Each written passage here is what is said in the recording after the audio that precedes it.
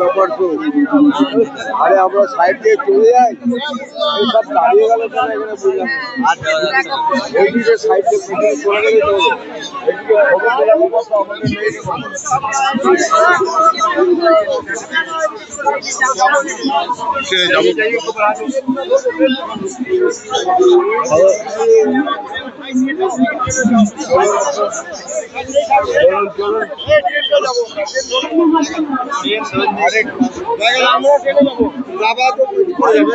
তো আস্তে আস্তে যাবে।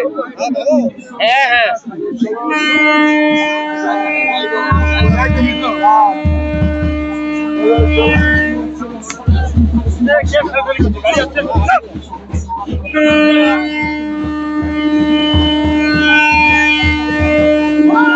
মাত্র দেখছেন যে সবুজ দেখছেন সবুজ পতাকা তুলে দেওয়া হয়েছে এবং ট্রেন চলা শুরু করে দিয়েছে।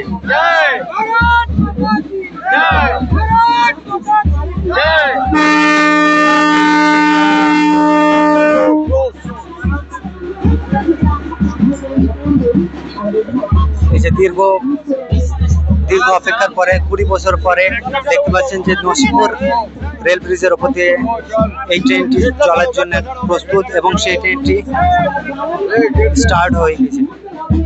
সবুজ পতাকা উত্তোলন করে সেটা ইনোভেশন করা হয়ে গেছে।